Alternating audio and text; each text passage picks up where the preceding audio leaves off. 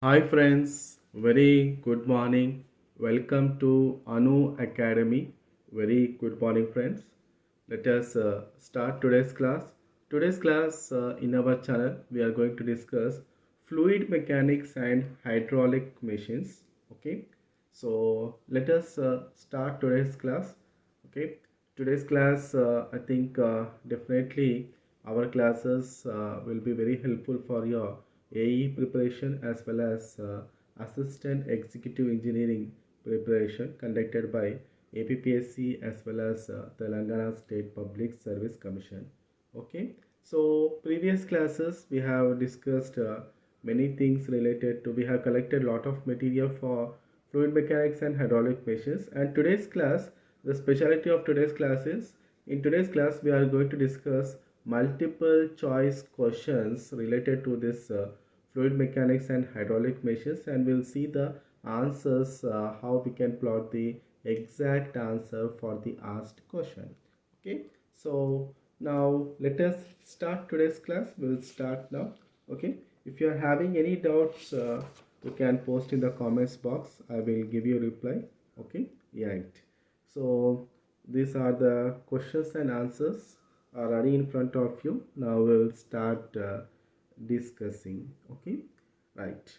We'll start with a fluid is a substance that, first we'll see the four options, and we'll go for the best one.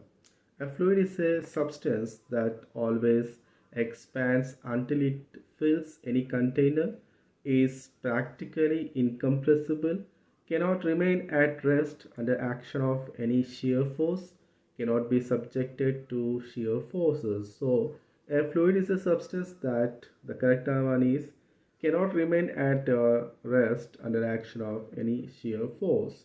Okay, so like that we have to go for the correct answer, because AE exam in our coming days, AE exam is there. For that exam, negative marks is there. So all of you keep in your mind that point. Negative marks, right? Both the papers, negative marks are there.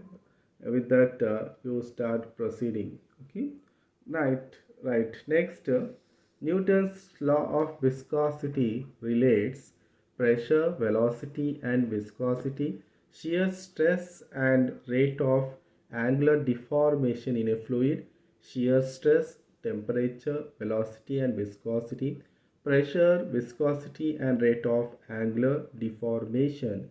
So, Newton's law of viscosity relates shear stress and rate of angular deformation in a fluid. Next, viscosity has the dimensions F into L into F into L to the power minus 2 into T, F into L to the power minus 1 into T to the power minus 1, F into L into T to the power minus 2, F into L square into T. So viscosity has the dimensions F into L to the power minus 2 into T. This is the right one. Next, falling drops of rain acquire spherical shape on account of viscosity, surface tension, vapor pressure, compressibility. So this question is repeated in many competitive exams, this question. So here the right one is, for falling drops of rain acquire spherical shape on account of surface tension. Right one is surface tension. Okay, next, surface tension has the dimensions F into L to the power minus 1, F into L to the power minus 2, F into L to the power minus 3. So surface tension has the dimensions F into L to the power minus 1. Next, capillarity is due to adhesion, and cohesion both, neither adhesion nor cohesion. So capillarity is due to adhesion and cohesion both. So capillarity is due to adhesion and cohesion. Next, a perfect gas. A perfect gas has zero viscosity, has constant viscosity, is incompressible, satisfies P equal to rho into R into T. So a perfect gas satisfies P equal to rho into R into T. Okay, right. Next, the height of liquid in a capillary tube increases with an increase in diameter, increases with an decrease in diameter, increases with an increase in surface tension, increases with an increase in specific weight. So the height of liquid in a capillary tube is increases with a decrease in diameter. Okay, right. So next we'll see the bulk modulus of elasticity is independent of pressure and viscosity. Increase with the pressure has the dimension of 1 by p, is larger when the fluid is more compressible. So the bulk modulus of elasticity increases with the pressure. Okay. Now we will continue. Right.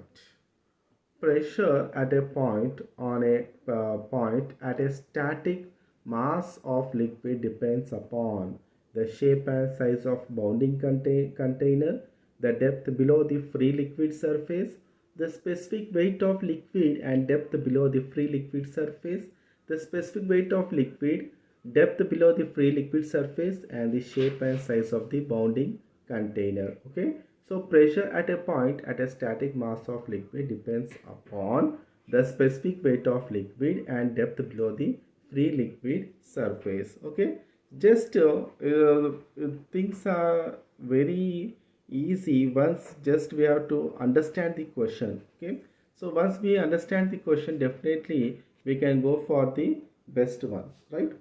Right. Next, the differential equation for pressure variation in a static fluid may be written Z measured vertically upward. So dP is equal to minus W into D into this d minus W dz, and dP equal to rho into dz, dP equal to minus W dz, and dP is equal to minus D minus Z d rho. Okay, so the differential equation for pressure variation in a static fluid may be written as first one, dP is equal to minus W dz. Okay, next, the select the correct statement. Okay, absolute pressure is equal to gauge pressure minus atmospheric pressure. Gauge pressure is equal to absolute pressure minus atmospheric pressure. Absolute pressure is equal to atmospheric pressure plus vacuum pressure. Gauge pressure is equal to atmospheric pressure plus vacuum pressure. So the correct statement is, say, B. Gauge pressure is equal to absolute pressure minus atmospheric pressure. Okay, right. Next one, the pressure in meters of oil having specific gravity 0.08 equivalent to 80 meter of water is 64, 80, 100, 88. It is 100. In an isothermal atmosphere, the pressure remains constant, decreases linearly with elevation, increases exponentially with elevation, varies in the same way as the density. So in an isothermal atmosphere, the pressure increases exponentially with elevation. Okay, this is the right one. In order to avoid a correction for the effect of capillarity in manometers used for measuring pressure, the diameter of tube should be less than 3 mm, more than 3 mm but less than 5 mm, equal to 5 mm, greater than or equal to 6 mm. So the best answer is, in order to avoid a correction for the effect of capillarity in manometers used for measuring pressure, the diameter of tube should be greater than or equal to 6 mm.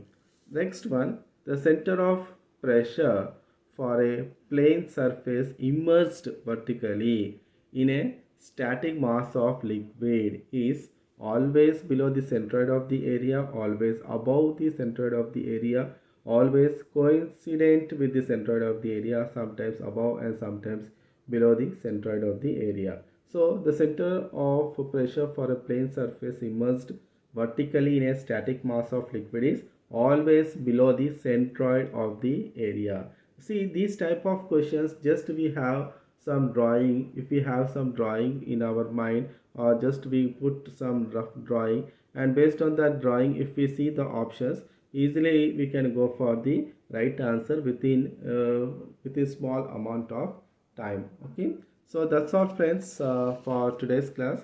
I think all of you understood today's class.